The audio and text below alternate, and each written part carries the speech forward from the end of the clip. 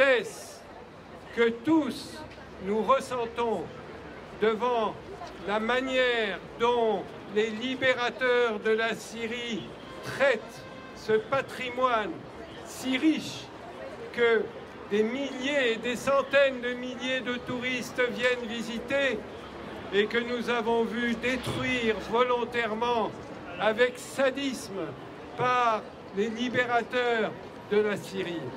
C'est quelque chose d'insupportable. Moi-même, je dirige une mission archéologique en Syrie. Je peux vous dire que les dernières photos que j'ai vues, les photos satellites, montrent la destruction intégrale de ce site.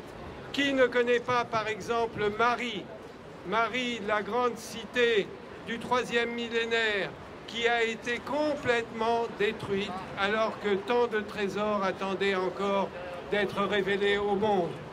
Ce massacre est quelque chose d'insupportable. Et vous avez tous vu la manière, le sadisme avec lequel on a détruit Palmyre. Palmyre avec ses superbes monuments qui ont été les témoins de la coexistence, de la rencontre des civilisations dans ce pays qui est un pays de rencontre de multiples populations, de multiples cultures. Cet exemple de l'intelligence humaine, eh bien, on est en train de le détruire, on est en train de faire disparaître les plus beaux vestiges de notre civilisation. La destruction du temple de Bel à Palmyre ou du temple de Balchamin, c'est comme la destruction des Bouddhas de Bamiyan. On en veut à notre identité d'homme.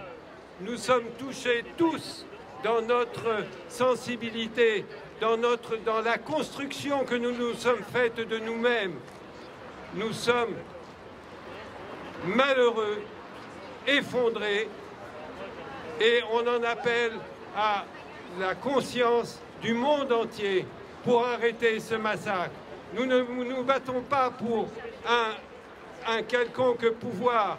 Ce que nous savons, c'est que le patrimoine de l'humanité, comme par exemple le Krach des Chevaliers, comme par exemple la grande ville d'Apamé, tous ces monuments sont préservés dans l'État syrien. Mais dès qu'ils passent sous la coupe de Daesh, c'en est terminé. Il faut donc se battre et il faut les repousser pour les empêcher de commettre leurs crimes. Merci.